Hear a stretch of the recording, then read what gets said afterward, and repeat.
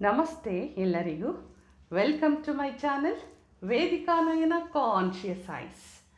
ನಾನು ನಿಮ್ಗೆ ಇವತ್ತು ಎಲ್ಲರಿಗೂ ಆನ್ ಡಿಮ್ಯಾಂಡ್ ಅಂತಲೇ ಹೇಳ್ಬೋದು.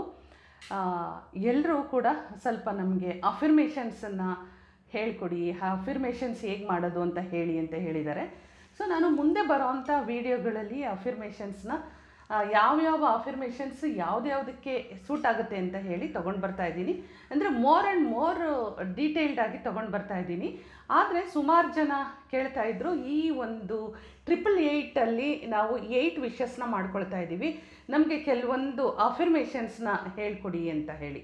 ಸೊ ಹಾಗಾಗಿ ನಿಮಗೆ ನಾನು ಅಫಿರ್ಮೇಷನ್ಸ್ನ ಇವತ್ತು ನಿಮಗೆ ಎಲ್ಲರಿಗೂ ಈ ವಿಡಿಯೋ ಮುಖಾಂತರ ಒಂದು ಅಫಿರ್ಮೇಷನ್ಸ್ನ ತೊಗೊಂಡು ಬಂದಿದ್ದೀನಿ. ಇಲ್ಲಿ ನೀವು ಮೊದಲು ತಿಳ್ಕೊಳ್ಬೇಕಾಗಿರೋವಂಥದ್ದು, ಯಾವುದೇ ಒಂದು ವಿಶ್ನ ನೀವು ಫುಲ್ಫಿಲ್ ಮಾಡ್ಕೊಳ್ಬೇಕು ಅಂತಂದರೆ, ಯಾವುದೇ ಒಂದು ನಾನು ಗೋಲನ್ನು ರೀಚ್ ಆಗಬೇಕು, ನನ್ನ ಏಮನ್ನು ರೀಚ್ ಆಗಬೇಕು, ಎಲ್ಲದಕ್ಕೂ ಅದರದ್ದೇ ಆದ ಒಂದು ರೀತಿ ನೀತಿಗಳಿರುತ್ತೆ. ಸೊ ಹೀಗಿರುವಾಗ ನೀವು ಫಾರ್ ಎಕ್ಸಾಂಪಲ್ ನಾನಿವಾಗ ತುಂಬ ಒಂದು ದೊಡ್ಡ ಬಿಸ್ನೆಸ್ ವುಮೆನ್ ಆಗಬೇಕು ಅಂತ ಹೇಳಿ ಅಂದ್ಕೊಂಡಿದ್ದೀನಿ ಅಂತ ತಿಳ್ಕೊಳ್ಳಿ. ಇದು ಮನಿ ರಿಲೇಟೆಡು, ಅಥವಾ ನಾನೊಬ್ಬ ಬಿಸ್ನೆಸ್ ಮ್ಯಾನು, ಅಥವಾ ನನಗೆ ಮನಿ ಅಷ್ಟು ಈಸಿಯಾಗಿ ನನಗೆ ಬರ್ತಾ ಇಲ್ಲ, ಆರ್ ನನ್ನ ಮನಿ ಎಲ್ಲ ಅಂದರೆ ಹಣಕಾಸಿನ ವಿಚಾರಕ್ಕೆ ಸಂಬಂಧಪಟ್ಟಂಥ ಅಫಿರ್ಮೇಷನ್ಸ್ಗಳನ್ನು ಹೇಗೆ ನಾವು ಮಾಡ್ಕೊಳ್ಳೋದು ಅಂತ ಹೇಳಿ ಈ ಥರ ಒಂದು 2-3 ಅಫಿರ್ಮೇಷನ್ಸ್ನ ನಾನು ನಿಮಗೆ ಹೇಳ್ಕೊಡ್ತೀನಿ. ನೆಕ್ಸ್ಟು ನೀವು ನಿಮ್ಮ ವಿಶಸ್ಸಿಗೆ ಯಾವ ರೀತಿ ಅಫಿರ್ಮೇಷನ್ ಮಾಡ್ಕೋಬೇಕು ಅನ್ನೋದು ನಿಮಗೆ ಒಂದು ಐಡಿಯಾ ಬಂದ್ಬಿಡುತ್ತೆ. ಸೊ ಹಾಗಾಗಿ ಇಲ್ಲಿ ನಾನು ಏನು ಹೇಳಕ್ಕೆ ಹೊರಟಿದ್ದೀನಿ ಅಂತ ಹೇಳಿದ್ರೆ, ಮೊದಲು ಈಗ ಅಫಿರ್ಮೇಷನ್ಸ್ನ ನೀವು ಮಾಡ್ಕೊಳ್ಬೇಕು ಅನ್ನೋದೇ ಆದರೆ ಏನು ಮಾಡಬೇಕು ನೀವು? ಸೊ ನಾನು ಹೇಳಿರೋ ಹಾಗೆ ನಿಮ್ಮ ಮೈಂಡಲ್ಲಿ ಯಾವುದೇ ಥರದ ಒಂದು ಪ್ರೆಷರ್ಸು, ಟೆನ್ಷನ್ಸು, ಗಜಿಬಿಜಿ ಏನು ಇಟ್ಕೊಳ್ಳದೆ ಮನಸ್ಸನ್ನು ಶಾಂತಿಯಿಂದ ಸಮಾಧಾನದಿಂದ ಇಟ್ಕೊಂಡು ಅದಕ್ಕೆ ಅಂತಲೇ ನೀವು ಟೈಮ್ ತಗೊಳ್ಬೇಕು. ಎಲ್ಲರೂ ಅವ್ರದ್ದೇ ಆದ ಒಂದು ಪ್ರೆಷರ್ಸಲ್ಲಿ, ಅವ್ರದ್ದೇ ಆದ ಒಂದು ಡೇ ಟು ಡೇ ಲೈಫಲ್ಲಿ ನಾವು ಏನೋ ಕೆಲಸ ಮಾಡ್ತಾ ಇರ್ತೀವಿ, ಏನೋ ಬ್ಯುಸಿಯಾಗಿರ್ತೀವಿ. ಸೊ ಸಡನ್ನಾಗಿ ಅಯ್ಯೋ ಹೌದಲ್ವಾ ನಾನು ಅಫಿರ್ಮೇಷನ್ ಮಾಡಬೇಕು ಅಂದರೆ ಅದಾಗಲ್ಲ. ನೀವು ಮೈಂಡ್ ಸೆಟ್ ಮಾಡ್ಕೊಳ್ಬೇಕಾಗತ್ತೆ. ಮೈಂಡನ್ನು ಮೊದಲು ಕಾಮ್ ಆಗಿ ಇಟ್ಕೊಂಡು, ಕೂಲಾಗಿ ಇಟ್ಕೊಂಡು, ನಂತರ ನೀವು ಯಾವ ಅಫಿರ್ಮೇಷನ್ ಮಾಡ್ಕೊಳ್ಬೇಕು, ಯಾವುದನ್ನು ನೀವು ಫುಲ್ಫಿಲ್ ಮಾಡ್ಕೊಳ್ಬೇಕು ಅದನ್ನು ಕರೆಕ್ಟಾಗಿ ಮೈಂಡಲ್ಲಿ ತಿಳ್ಕೊಳ್ಬೇಕು. ತಿಳ್ಕೊಂಡಾಗ ನಿಮಗೆ ಅದು ಫಸ್ಟ್ ಸ್ಟೆಪ್ ಮೈಂಡಲ್ಲಿ ನೀವು ಸೆಟ್ ಮಾಡ್ಕೊಂಡಿರ್ತೀರಿ. ನೆಕ್ಸ್ಟು ನಿಮ್ಮನ್ನು ನೀವು ಒಂದು ಕಾಮ್ ಡೌನ್ ಮಾಡ್ಕೊಳ್ಳೇಬೇಕಾಗುತ್ತೆ. ಆಗ ಸ್ವಲ್ಪ ಬ್ರೀದಿಂಗ್ ಎಕ್ಸಸೈಸ್ ಮಾಡ್ಕೊಳ್ಳಿ. ಅಂದರೆ ಒಂದು ಇನ್ಹೇಲ್ ಎಕ್ಸೇಲ್ ಅಂತೀವಲ್ವ, ಅಂದರೆ ನಮ್ಮ ಒಂದು ಬ್ರೀದಿಂಗಲ್ಲಿ ಒಂದು ಸ್ವಲ್ಪ ರೆಗ್ಯುಲರಾಗಿ ಮಾಡೋದಕ್ಕಿಂತ ಒಂದು ಸ್ವಲ್ಪ ಜೋರಾಗಿ ಬ್ರೀದಿಂಗ್ ಎಕ್ಸಸೈಸ್ನ ಮಾಡ್ಕೊಳ್ಳಿ. ನಿಮ್ಮನ್ನು ನೀವು ಕೂಲಾಗಿ ಇಟ್ಕೊಂಡಾಗ ನೀವೆಲ್ಲ ಯಾರಾದರೂ ರೇಖಿ ಪ್ರಾಕ್ಟೀಷನರ್ಸ್ ಆಗಿದ್ದರೆ, ಅಥವಾ ಇನ್ನೂ ಏನಾದರೂ ಸಾಕಷ್ಟು ಎನರ್ಜೀಸ್ ನಾವು ದೀಕ್ಷೆ ಮುಖಾಂತರ ತಗೊಂಡಿರೋ ಅಂಥ ಯಾರಾದರೂ ಪ್ರಾಕ್ಟೀಷನರ್ಸ್ಗಳಾಗಿದ್ದರೆ ಅವರಿಗೆ ಇದು ಭಾಳ ಬೇಗನೆ, ಅಂದರೆ ಆ ಒಂದು ರೇಖಿಯ ಪ್ರಾಕ್ಟೀಷನರ್ಸ್ ಆಗಿದ್ದರೆ ರೇಖಿ ಎನರ್ಜಿಯನ್ನು ಕಾಲ್ ಮಾಡಿಕೊಡಿ. ಹೀಗೆ ಸಾಕಷ್ಟು ಅವರವರ ಒಂದು ಏನೇನು ಮಾಡ್ಕೊಳ್ತಾ ಇದ್ದೀರೋ ಅದೆಲ್ಲ ಎನರ್ಜಿಯಸ್ನ ಕಾಲ್ ಮಾಡಿಕೊಂಡು ನಂತರ ನೀವು ಅಫಿರ್ಮೇಷನ್ಸ್ನ ಸ್ಟಾರ್ಟ್ ಮಾಡ್ಕೋಬೇಕು. ಅಲ್ಲಿವರೆಗೂ ನಿಮ್ಮ ಬಾಡಿ ಲೆವೆಲ್ಲು ಯಾವ ರೀತಿ ಇರಬೇಕು ಅಂತ ಹೇಳಿದರೆ, ಪೂರ್ತಿ ನೀವು ಪಾಸಿಟಿವ್ ಆಗಿ, ನಿಮ್ಮ ಒಂದು ವೈಬ್ರೇಷನ್ಸು ಪಾಸಿಟಿವ್ ಆಗಿರಬೇಕು, ಮೈಂಡಲ್ಲಿ ಪಾಸಿಟಿವ್ ಥಾಟ್ಸ್ ಇರಬೇಕು. ಹೀಗಿದ್ದಾಗ ಮಾತ್ರ ನಿಮ್ಮ ಏನು ನೀವು ಗೋಲನ್ನು ರೀಚ್ ಮಾಡಬೇಕು ಅಂದ್ಕೊಂಡಿದ್ದೀರೋ, ವಿಷಸ್ನ ನೀವು ಯೂನಿವರ್ಸ್ಗೆ ಕಳಿಸ್ಬೇಕು ಅಂತ ಅಂದ್ಕೊಂಡಿದ್ದೀರೋ, ಅದು ರೀಚ್ ಆಗಲಿಕ್ಕೆ ಈ ಹೈ ಫ್ರೀಕ್ವೆನ್ಸಿ ನಿಮಗೆ ಹೆಲ್ಪ್ ಆಗುತ್ತೆ. ಯಾರು ಹರಿಬರಿನಲ್ಲಿ ಬಂದು ಇದನ್ನು ನಾವು ಮಾಡಲೇಬೇಕು, ಏನೋ ಹೇಳಿದ್ದಾರೆ ನಾನು ಕುತ್ಕೊಂಡು ಮಾಡಿದೆ ಅಂದರೆ ಖಂಡಿತ ಇದು ವರ್ಕ್ ಆಗಲ್ಲ. ನೀವು ಎಷ್ಟು ಸಮಾಧಾನದಿಂದ ಮನಸ್ಸನ್ನು ಇಟ್ಕೊಂಡು, ಪಾಸಿಟಿವ್ ಆಗಿ ಇಟ್ಕೊಂಡು ನೀವು ಮಾಡುವಂಥ ಅಫಿರ್ಮೇಷನ್ಸ್ನ ಎಷ್ಟು ನೀವು ಸಮಾಧಾನವಾಗಿ ಮನಸ್ಫೂರ್ತಿಯಾಗಿ ನೀವು ಚಾಂಟ್ ಮಾಡ್ಕೊಳ್ತೀರಿ ಅಲ್ವಾ.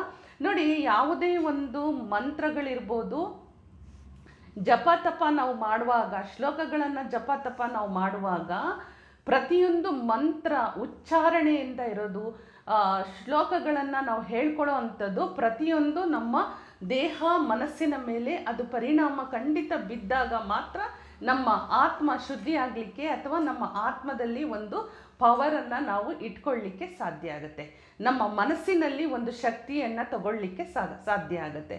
ಹೀಗಿರುವಾಗ ಅಫಿರ್ಮೇಷನ್ ಕೂಡ ಒಂದಲ್ಲ ಒಂದು ರೀತಿಯಾದ ಒಂದು ಶ್ಲೋಕಗಳೇ, ಒಂದು ಮಂತ್ರಗಳೇ. ಯಾವಾಗ ನಾವು ಹೈ ವೋಲ್ಟೇಜ್ ಇರೋವಂಥ ಮಂತ್ರಗಳನ್ನು ಹೇಳಿದಾಗ ನಮ್ಮಲ್ಲಿ ಏನೇನೆಲ್ಲ ಬದಲಾವಣೆ ಆಗುತ್ತೋ ಅದೇ ರೀತಿ ಅಫಿರ್ಮೇಷನ್ಸ್ಗಳು ಕೂಡ ನೀವು ಮೈಂಡಿಗೆ ಸಂಪೂರ್ಣವಾಗಿ ತಗೊಳ್ಬೇಕು. ಅದನ್ನು ಹೇಳುವಾಗ ಇದು ಯಾರೋ ಹೇಳ್ಕೊಟ್ಬಿಟ್ಟಿದ್ದಾರೆ, ಇದನ್ನು ನಾವು ಹೇಳಿದ್ರೆ ಇದು ವರ್ಕ್ ಆಗುತ್ತಾ, ಹೀಗೆಲ್ಲ ಹೇಳಿದರೆ ಆಗತ್ತಾ, ಇದೆಲ್ಲ ನೀವು ಮೈಂಡಲ್ಲಿ ಏನೇನೋ ಈ ಕನ್ಫ್ಯೂಷನ್ಸು ಡೌಟ್ಸ್ಗಳನ್ನು ಇಟ್ಕೊಂಡು ಇದು ವರ್ಕ್ ಆಗಲಿಲ್ಲ ಅಂತ ನೀವು ಹೇಳಿದ್ರೆ ಅದು ಖಂಡಿತ ವರ್ಕ್ ಆಗೋದೇ ಇಲ್ಲ. ಸೊ ಅದಕ್ಕೋಸ್ಕರನೇ ನೀವು ಮನಸ್ಸನ್ನು ಶುದ್ಧಿಯಾಗಿ ಸಮಾಧಾನವಾಗಿ ಶಾಂತಿಯುತವಾಗಿ ಇಟ್ಕೊಂಡು ಈ ಅಫಿರ್ಮೇಷನ್ಸ್ನ ಮಾಡ್ಕೊಳ್ಳಿ. ಸೊ ಈಗ ಫಾರ್ ಎಕ್ಸಾಂಪಲ್ ನಾನು ಹೇಳಿದೆ, ನಾನು ಇವಾಗ ರಿಲೇಟೆಡ್ ಹಣಕಾಸಿನ ವಿಚಾರವಾಗಿ ನಾನು ಹೇಳೋದೇ ಆದರೆ ಹೇಳಬೇಕು. ಸೊ ನನಗೆ ಇವಾಗ ಕನ್ನಡದಲ್ಲೇ ನಾನು ಆದಷ್ಟು ಎಷ್ಟು ಸಾಧ್ಯನೋ ಅಷ್ಟು ಕನ್ನಡದಲ್ಲಿ ನಾನು ಹೇಳೋಕ್ಕೆ ಪ್ರಯತ್ನ ಪಡ್ತೀನಿ. ಸೊ ನನ್ನ ಹತ್ರ ಸಂಪೂರ್ಣವಾಗಿ ಹಣ ಸಮೃದ್ಧಿಯಾಗಿದೆ, ನನ್ನ ಹತ್ರ ಹಣ ಸಮೃದ್ಧಿಯಾಗಿದೆ. ಸೊ ಈ ಥರ ನೀವು ಒಂದು ಪಾಸಿಟಿವ್ ನೋಡಿ, ಏನಪ್ಪ ಇದು, ನನ್ನ ಹತ್ರ ಏನೂ ಇಲ್ಲ, ಇವರೇನು ಬಂದ್ಬಿಟ್ಟು ನನ್ನ ಬಳಿ ಹಣ ಸಮೃದ್ಧಿಯಾಗಿದೆ ಅಂತ ಹೇಳ್ಕೊಳ್ಳಿ ಅಂತ ಹೇಳಿಬಿಟ್ರು. ಎಲ್ಲಿಂದ ಬರುತ್ತೆ ಹಣ, ಯಾವ ಕಡೆಯಿಂದ ಬರುತ್ತೆ ನೋಡಿ, ಇದೆಲ್ಲ ನೆಗೆಟಿವ್ ಥಾಟ್ಸ್ಗಳನ್ನು ಎಲ್ಲಿಂದ ಬರುತ್ತೆ, ಯಾವ ಕಡೆಯಿಂದ ಬರುತ್ತೆ, ಇದೆಲ್ಲ ನೀವು ನೆಗೆಟಿವ್ ಥಾಟ್ಸ್ಗಳನ್ನು ಕೊಟ್ಟು ಬ್ಲಾಕೇಜ್ ಮಾಡ್ಕೊಂಡು ಹೋದಾಗ ಆ ಹಣ ಎಲ್ಲಿಂದನೂ ಬರೋಕ್ಕೆ ಸಾಧ್ಯನೇ ಇಲ್ಲ. ಸೊ ಹೀಗಿರುವಾಗ ಈ ಒಂದು ಅಫಿರ್ಮೇಷನ್ಸ್ ಇದು ಕೂಡ ಮಂತ್ರಗಳ ಸರಿಸಮಾನನೇ ಕೆಲಸ ಮಾಡಿಕೊಡುತ್ತೆ ನಿಮಗೆ. ಇಷ್ಟೆಲ್ಲ ಕೆಲಸ ಮಾಡುವಾಗ ಇದರ ಮೇಲೆ ನಂಬಿಕೆ ವಿಶ್ವಾಸ ಇಟ್ಕೊಂಡವ್ರು ಮಾತ್ರ ಅಫಿರ್ಮೇಷನ್ಸ್ನ ಮಾಡಿ ಅಂತಲೇ ನಾನು ಹೇಳ್ತೀನಿ. ಯಾಕೆಂದರೆ ಅಷ್ಟೊಂದು ಪವರ್ಫುಲ್ ಇದೆ ನಿಮ್ಮ ಅಫಿರ್ಮೇಷನ್ಸು. ಸೊ ಈಗ ನನ್ನ ಹತ್ರ ಇವತ್ತು 50 ಲಕ್ಷ ಅಮೌಂಟ್ ಇದೆ, ನನ್ನ ಹತ್ರ 50 ಲಕ್ಷ ಅಮೌಂಟ್ ಇದೆ, ನನಗೆ 50 ಲಕ್ಷ ಅಮೌಂಟ್ ಬರಲಿ, ನನಗೆ ಸಿಗಲಿ, ಮಾಡಲಿ, ಅಲ್ಲೆಲ್ಲೋ ಬಿಸ್ನೆಸ್ ಮಾಡಿದ್ದೆ ಅಲ್ಲಿಂದ ಬರಲಿ ಇಲ್ಲಿಂದ ಬರಲಿ, ಇದು ಯಾವುದು ಕತೆಗಳು ಹೇಳೋದೇ ಬೇಡ. ನನ್ನ ಹತ್ರ 50 ಲ್ಯಾಕ್ಸ್ ಅಮೌಂಟ್ ಇದೆ, ಕಣ್ಮುಚ್ಕೊಂಡಾಗ ನನ್ನ ಹತ್ರ 50 ಲ್ಯಾಕ್ಸ್ ಅಮೌಂಟ್ ಇದೆ ಅಂತ ಕಂಡಾಗ ನಿಮ್ಮ ವಿಷನ್ನಲ್ಲಿ ಏನು ತಗೊಳ್ಬೇಕು, ಆ 50 ಲ್ಯಾಕ್ಸ್ ಅಮೌಂಟು ನಿಮ್ಮ ಹತ್ರ ಇದೆ ಅಂದಾಗ ಅಲ್ಲಿ ಏನೇನೆಲ್ಲ ನೀವು ರೆಡಿ ಮಾಡ್ಕೊಳ್ತಾ ಇದ್ದೀರಲ್ವ, ಪ್ರೋಗ್ರೆಸ್ಸಿಂಗಲ್ಲಿ ಯಾವುದಿದೆ, ಏನಾದರೂ ಬಿಸ್ನೆಸ್ ಮಾಡ್ತಾ ಇದ್ದೀರಾ ನೀವು, ಅಥವಾ ಯಾವುದಾದ್ರೂ ಪ್ರಾಪರ್ಟಿ ಸೇಲ್ ಮಾಡ್ತಾ ಇದ್ದೀರಾ, ಯಾವುದರಿಂದ ನಿಮಗೆ ಸೋರ್ಸ್ ಕಾಣಿಸುತ್ತೆ, ಯಾವುದೋ ಒಂದು ಲ್ಯಾಂಡ್ ಡೀಲ್ ಮಾಡ್ತಾ ಇದ್ದೀನಿ, ಯಾವುದೋ ಒಂದು ಪ್ರಾಪರ್ಟಿಯಿಂದ ಅಮೌಂಟ್ ಬರಬೇಕಾಗಿದೆ, ಇದೆಲ್ಲ ನಿಮಗೆ ಸೋರ್ಸ್ ಗೊತ್ತಿರುತ್ತೆ ಅಲ್ವಾ. 50 ಲ್ಯಾಕ್ಸ್ ಅಮೌಂಟ್ ಇದೆ ಅಂದ ತಕ್ಷಣ ಅದರ ಬ್ಯಾಕ್ಗ್ರೌಂಡ್ ನಿಮಗೆ ಗೊತ್ತಿರುತ್ತೆ ಅಲ್ವಾ. ಅದರ ಒಂದು ಬ್ಯಾಕ್ಗ್ರೌಂಡ್ನ ನೀವು ವಿಜುವಲೈಸ್ ಮಾಡ್ತಾ ಏನಾಗುತ್ತೆ, ಆ ಅಮೌಂಟು ಫುಲ್ ಆಫ್ ಅಮೌಂಟು ನಿಮ್ಮ ಕೈಯಲ್ಲಿ ಇದ್ದಾಗ ಆ ಮುಖದಲ್ಲಿ ಬರುವಂಥ ಸಂತೋಷ ಇರ್ಬೋದು, ಬಾಡಿನಲ್ಲಿ ಚೇಂಜಸ್ ಆಗುವಂಥ ಪಾಸಿಟಿವ್ ವೈಬ್ರೇಷನ್ಸ್ಗಳಿರ್ಬೋದು, ಇದೆಲ್ಲ ಏನಾಗುತ್ತೆ ನಮ್ಮಲ್ಲಿ ಆ ಒಂದು ಅಮೌಂಟನ್ನು ಅಟ್ರ್ಯಾಕ್ಟ್ ಮಾಡೋಷ್ಟು ಮ್ಯಾಗ್ನೆಟಿಕ್ ಪವರ್ ನಮ್ಮಲ್ಲಿ ಬರುತ್ತೆ. ಅಷ್ಟು ಮ್ಯಾಗ್ನೆಟಿಕ್ ಪವರ್ ನಮ್ಮಲ್ಲಿ ಇರುತ್ತೆ. ಯಾವ ಕಾರ್ನರಿಂದನಾದರೂ ಹಣ ಬರ್ಬೋದು, ಯಾರಿಂದನಾದರೂ ಹಣ ಬರ್ಬೋದು. ಬಿಕಾಸ್ ನಾವು ವಿಶ್ ಮಾಡ್ತಾ ಇರೋದು ಸಾಕ್ಷಾತ್ ಭಗವಂತನಿಗೆ, ಅಂದರೆ ಯೂನಿವರ್ಸ್ನ ನಾವು ಕೇಳ್ತಾ ಇದ್ದೀವಿ. ಯೂನಿವರ್ಸು ಎಷ್ಟು ದೊಡ್ಡದಾಗಿದೆ, ಎಷ್ಟು ರಹಸ್ಯಮಯವಾಗಿದೆ ಎಲ್ಲರಿಗೂ ಗೊತ್ತು. ನಾವು ಇಂತಿಷ್ಟೇ ಅಂತ ಹೇಳಿ ಫ್ರೇಮ್ ಮಾಡಿಕೊಂಡು ನಾವು ಹೋಗೋಕ್ಕೆ ಸಾಧ್ಯನೇ ಇಲ್ಲ. ನಮ್ಮನ್ನು ನಾವು ಅಂದ್ಕೊಂಡಿರೋದಕ್ಕಿಂತ ಮೀರಿದ ಮಟ್ಟದಲ್ಲಿ ಇವತ್ತು ಯೂನಿವರ್ಸು ನಮಗೆ ಗಿಫ್ಟ್ಗಳನ್ನು ಕೊಡ್ತಾ ಇದೆ. ಹೀಗೆ ನಾನು ಹೇಳಿದ ತಕ್ಷಣ ಅದು 50 ಲ್ಯಾಕ್ಸ್ ಅಂತಲೇ ಅಲ್ಲ, ನನ್ನ ಹತ್ರ ಒಂದು 5 ಲ್ಯಾಕ್ಸ್ ಇದೆ, ನನ್ನ ಹತ್ರ 1 ಲ್ಯಾಕ್ ಇದೆ, ನಿಮ್ಮ ಒಂದು ಇದಕ್ಕೆ ನೀವು ಅದನ್ನು ಹೇಳ್ಕೊಳ್ಳಿ. 1 ಲ್ಯಾಕ್ ಬರಲಿ ಅಂತ ಅಲ್ಲ, ನನ್ನ ಹತ್ರ ಇವಾಗ 1 ಲ್ಯಾಕ್ ಅಮೌಂಟ್ ಇದೆ, ಅಥವಾ ನನ್ನ ಹತ್ರ 50 ಲ್ಯಾಕ್ಸ್ ಅಮೌಂಟ್ ಇದೆ, ಈ ಥರ ನೀವು ಮಾಡ್ಕೊಳ್ಬೇಕಾಗತ್ತೆ. ಮಾಡಿಕೊಂಡಾಗ ನೀವು ಫೈನಲಿ ಎಲ್ಲದನ್ನು ವಿಜುವಲೈಸ್ ಮಾಡಿಕೊಂಡಾಗ ಆ ಒಂದು ಗ್ರ್ಯಾಟಿಟ್ಯೂಡನ್ನು ಥ್ಯಾಂಕ್ಸ್ಫುಲ್ಲಾಗಿ, ರಿಗಾರ್ಡ್ಸ್ಫುಲ್ಲಾಗಿ, ರೆಸ್ಪೆಕ್ಟ್ಫುಲ್ಲಾಗಿ ನೀವು ಯೂನಿವರ್ಸಿಗೆ ಹೇಳೋದನ್ನು ಮಾತ್ರ ಮರಿಬೇಡಿ. ಹಾಗೆಯೇ ಇನ್ನು ಯಾರ್ದೋ ಮ್ಯಾರೇಜ್ ಫಿಕ್ಸ್ ಆಗಬೇಕು ಅಂತ ಇರುತ್ತೆ. ಅವರು ಅಯ್ಯೋ ನನಗೆ ಯಾವುದೋ ಜಾತಕನೇ ಸೇರ್ತಾ ಇಲ್ಲ, ಒಳ್ಳೆ ಹುಡುಗ ಬರ್ತಾ ಇಲ್ಲ, ಒಳ್ಳೆ ಮನೆತನದ ಹುಡುಗ ಬರ್ತಾ ಇಲ್ಲ, ಒಳ್ಳೆ ಎಜುಕೇಟೆಡ್ ಬರ್ತಾ ಇಲ್ಲ, ಒಳ್ಳೆ ಜಾಬಲ್ಲಿರೋರು ಬರ್ತಾ ಇಲ್ಲ, ನೋಡಿ ಏನಾಯಿತು, ಇಲ್ಲ ಇಲ್ಲ ಇಲ್ಲ ಇಲ್ಲ ಅಂದ್ಕೊಂಡು ಸಾಕಷ್ಟು ಹಿಂದಕ್ಕೆ ಹೋಗ್ತಾನೇ ಇರುತ್ತೆ. ಸೊ ಯಾರಿಗೆಲ್ಲ ಮ್ಯಾರೇಜ್ ಫಿಕ್ಸ್ ಆಗಬೇಕು ಅಂದ್ಕೊಂಡಿದ್ದಾರೋ, ಬಾಯ್ ಆರ್ ಗರ್ಲ್ ಅಂದರೆ ಹುಡುಗ ಇರ್ಬೋದು ಹುಡುಗಿ ಇರ್ಬೋದು, ಅವ್ರಗಳಿಗೆಲ್ಲ ಯಾವ ರೀತಿಯಾದ ಅಫರ್ಮೇಷನ್ಸ್ ಅಂತ ಹೇಳಿದ್ರೆ, ಹಾಗೆ ನೀವು ಸೇಮ್ ಇದನ್ನು ಇಟ್ಕೊಂಡು ಏನು ಮಾಡಬೇಕು ನೀವು ಅಂದರೆ, ನನಗೆ ಒಳ್ಳೆಯ ಹುಡುಗಿ ಸಿಕ್ಬಿಟ್ಟಿದ್ದಾಳೆ ಅಂತಲೇ ನಾವು ಹೇಳ್ಕೋಬೇಕಿಲ್ಲಿ.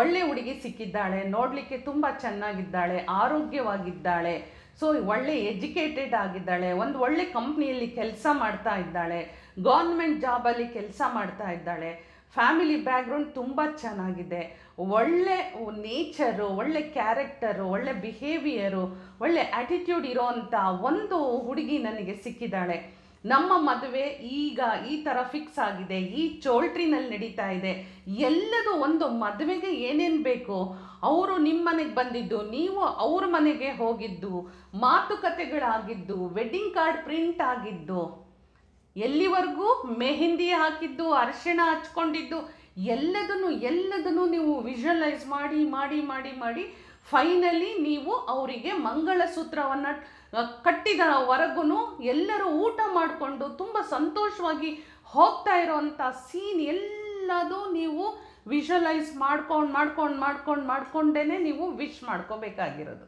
ಅದೇ ರೀತಿ ಹುಡುಗನ ಬಗ್ಗೆ ಈ ರೀತಿ ವಿಶ್ ಮಾಡ್ಕೊಳ್ಬೇಕು. ಯಾವ ಕಂಪ್ನಿಲಿ ಕೆಲಸ, ತಂದೆ ತಾಯಿ ಹೇಗಿದ್ದಾರೆ, ಅವ್ರ ಬ್ಯಾಕ್ಗ್ರೌಂಡ್ ಹೇಗಿದೆ, ಇದೇ ರೀತಿ ನೀವು ವಿಶ್ ಮಾಡ್ಕೋಬೇಕಾಗಿದೆ. ಸೊ ಇದು ಮ್ಯಾರೇಜ್ ರಿಲೇಟೆಡ್. ಆದರೆ ಇನ್ನು ಎಲ್ರಿಗೂ ತುಂಬಾ ಇಂಪಾರ್ಟೆಂಟ್ ಆಗಿರೋವಂಥದ್ದು, ಎಲ್ರಿಗೂ ಬೇಕಾಗಿರೋವಂಥದ್ದು ಯಾವುದು? ಆರೋಗ್ಯದ ಬಗ್ಗೆನೂ ಅಷ್ಟೇ. ನೋಡಿ, ನಾನು ತುಂಬ ಆರೋಗ್ಯವಾಗಿದ್ದೇನೆ, ಸೊ ನನ್ನ ದೇಹದಲ್ಲಿ ರಕ್ತ ಸಂಚಲನೆ ಆರೋಗ್ಯಕರವಾಗಿದೆ, ಎಲ್ಲ ನರ್ವಸ್ ಸಿಸ್ಟಮ್ಸು ಆರೋಗ್ಯಕರವಾಗಿದೆ, ದೇಹದಲ್ಲಿರೋ ಎಲ್ಲ ಅಂಗಾಂಗಗಳು ಭಾಗಗಳು ಆರೋಗ್ಯವಾಗಿದೆ, ನನ್ನ ಸ್ಕಿನ್ನು ಆರೋಗ್ಯವಾಗಿದೆ, ಹೇರು ಆರೋಗ್ಯವಾಗಿದೆ. ಸೊ ಎಲ್ಲ ಪ್ರತಿಯೊಂದು ಆರೋಗ್ಯವಾಗಿದೆ ಅಂತಲೇ ನೀವು ಹೇಳ್ಕೋಬೇಕು. ಕಣ್ಣನ್ನು ಮುಚ್ಕೊಂಡಾಗ ನಿಮ್ಮನ್ನು ನೀವು ಎಷ್ಟು ಆ್ಯಕ್ಟಿವ್ ಆಗಿ ನೋಡ್ತೀರೋ, ಎಷ್ಟು ಲೈವ್ಲಿಯಾಗಿ ನೋಡ್ತೀರೋ. ಫಾರ್ ಎಕ್ಸಾಂಪಲ್, ಅಯ್ಯೋ ನನಗೊಂದಷ್ಟು ದೂರ ನಡೆಯೋಕ್ಕಾಗಲ್ಲ ಅಂದ್ಕೊಂಡಿರೋರು ನಿಮ್ಮ ವಿಷನ್ನಲ್ಲಿ 1 ಕಿಲೋಮೀಟ್ರು ನಾನು ಆರಾಮಾಗಿ ಆರೋಗ್ಯವಾಗಿ ನಡ್ಕೊಂಡು ಹೋಗ್ತಾ ಇದ್ದೀನಿ ಅಂದರೆ ಅದಾಗುತ್ತೆ, ಅದೇ ಮ್ಯಾನಿಫೆಸ್ಟ್ ಆಗೋ ಅಂಥದ್ದು. ಸೊ ನನ್ನಲ್ಲಿ ಯಾವುದೂ ಇಲ್ಲ ಅಂದರೆ, ನನಗೊಂದು BP ಬಂದಿಲ್ಲ, ಡಯಾಬಿಟಿಕ್ ಬಂದಿಲ್ಲ, ನನಗಿನ್ನು ಬೇರೆ ಥರ ಯಾವುದೇ ಥರ ತೊಂದರೆಗಳೇ ಬಂದಿಲ್ಲ, ನಾನು I am very healthy person, very energetic person ಅಂತ ನೀವು ಹೇಳ್ಕೊಳ್ಳಿ. ದಿನನಿತ್ಯವೂ ಈ ಮಂತ್ರವನ್ನು ಹೇಳ್ಕೊಳ್ಳಿ. ನಾವು ಭಗವಂತನನ್ನು ಚಾಂಟ್ ಮಾಡುವಾಗ ಎಷ್ಟೆಷ್ಟೆಲ್ಲ ಮಂತ್ರ, ಶ್ಲೋಕ, ಜಪ, ತಪಗಳನ್ನು ಮಾಡ್ತೀವೋ ಅದರೊಟ್ಟಿಗೆ ಈ ಅಫರ್ಮೇಷನ್ಸ್ನ ಹೇಳ್ಕೊಳ್ತಾ ಹೋಗಿ. ನಾನು ಆರೋಗ್ಯವಾಗಿದ್ದೇನೆ, ನಾನು ಶಕ್ತಿಯುತಳಾಗಿದ್ದೇನೆ ಹೇಳ್ಕೊಳ್ತಾ ಹೋಗಿ. ನನ್ನ ದೇಹದಲ್ಲಿ ಇರೋವಂಥ ಪ್ರತಿಯೊಂದು ಅಂಗಾಂಗಗಳು, ಭಾಗಗಳು, ಚರ್ಮ, ಕೂದಲು ಎಲ್ಲದೂ ಆರೋಗ್ಯವಾಗಿದೆ, ನನ್ನ ದೇಹದಲ್ಲಿ ರಕ್ತ ಸಂಚಲನೆ ಆರೋಗ್ಯವಾಗಿದೆ, ದೇಹದಲ್ಲಿ ನರ್ವಸ್ ಸಿಸ್ಟಮ್ಸ್ ಆರೋಗ್ಯವಾಗಿದೆ. ಎಲ್ಲ ಏನೇನು ಹೇಳ್ಕೊಳ್ತಾ ಹೋಗ್ತಿರೋ ಅಷ್ಟು ನಿಮಗೆ ಆರೋಗ್ಯ ಅನ್ನೋದು ವೃದ್ಧಿಯಾಗುತ್ತೆ. ಈಗ ನಿಮಗೆ ಗೊತ್ತಾಯ್ತಲ್ಲ ಯಾವ ರೀತಿ ಅಂತ. ನಾನೊಂದು 3 ಎಕ್ಸಾಂಪಲ್ಸ್ಗಳನ್ನು ಕೊಟ್ಟಿದ್ದೀನಿ. ಅಫರ್ಮೇಷನ್ಸ್ ಬಗ್ಗೆ ಹೇಳ್ಕೊಡಿ ಅಂತ ಸಾಕಷ್ಟು ಕಮೆಂಟ್ಸಲ್ಲಿ ಬಂದಿತ್ತು. ಸೊ ಹಾಗಾಗಿ ನಾನು ಇವತ್ತು ಒಂದು 3 ಎಕ್ಸಾಂಪಲ್ಸ್ಗಳಾಗಿ ತಗೊಂಡಿದ್ದೀನಿ.